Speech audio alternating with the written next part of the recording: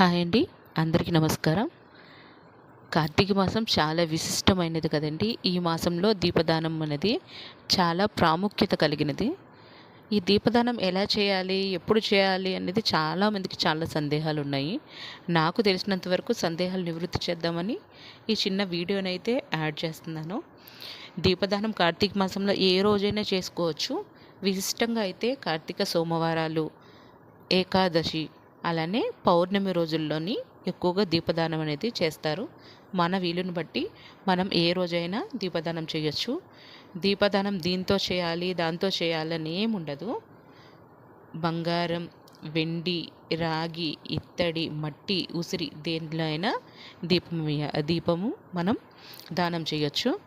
దీపదానం చేయడానికి ముందుగా ఒక విస్తరాకు కానీ ఒక ప్లేట్ కానీ తీసుకొని మన శివాలయాల్లో ఎలా ఇస్తాం కాబట్టి అక్కడ మనము ఇచ్చేటప్పుడు విస్తరాకులు తీసుకొని వెళ్తే ఈజీగా ఉంటుంది. విస్తరాకులు తీసుకొని అందులో కొంచెం బియ్యం అనేది వేసుకొని ఇలా పసుపు కుంకుమలతోని ముగ్గు అయితే వేసుకోవాలి. ముగ్గు అంటే పద్మము వేసుకోవాలి. వేసుకున్న తర్వాత మనం ఇందులో దీపాల కోసం తమలపాకుల్ని పెట్టుకోవాలి. ఈ దీపం ఇచ్చేటప్పుడు మనం బియ్యము ఎంత క్వాంటిటీ అనేది ఏముండదండి. మనం ఎంతైనా ఇవ్వచ్చు. మన వెసులుబాటుని బట్టి, మన వీలుని బట్టి కిలో అయినా అర్ధ కిలో అయినా ఇవ్వచ్చు. నేనైతే దీంట్లో 1 కిలో బియ్యం అయితే తీసుకొని తమలపాకుల మీద దీపాలని ఏర్పాటు చేసుకోవాలి. చాలామంది 2 దీపాలను అయితే పెడతారు. నాకు తెలిసినంత వరకు 3 ఒత్తులతో 3 దీపాలు వెలిగించి ఇవ్వాలి అని విన్నాను. అది కూడా 3 ఒత్తులు నేతి దీపాలు ఇవ్వాలని.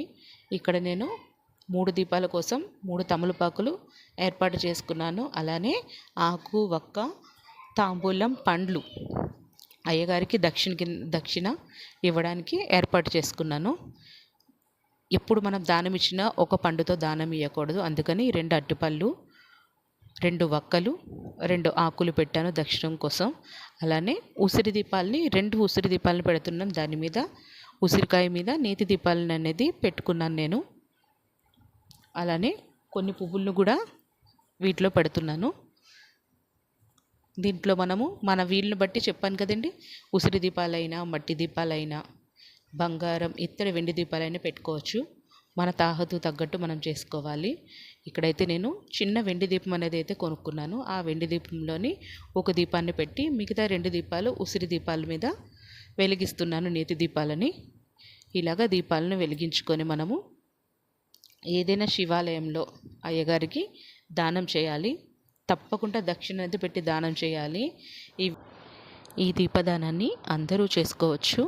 ఎవరు చేయాలి అనే సందేహాన్ని పెట్టుకోవద్దు. మన వీలుని బట్టి ఇంటి యజమాని కానీ, భార్య కానీ ఏ ఒక్కరూ ఈ దీపాన్ని దానం ఇచ్చినా పర్వాలేదు.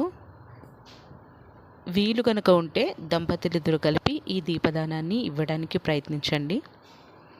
తప్పకుండా ఈ మాసంలో దీపదానం చేయండి. ఇంతకుముందు చేయకపోయినా కూడా ఇకనైనా ఈ కార్తీక మాసంలో ఏదో ఒక రోజు మీ వీలుని బట్టి దీపదానాన్ని చేయండి.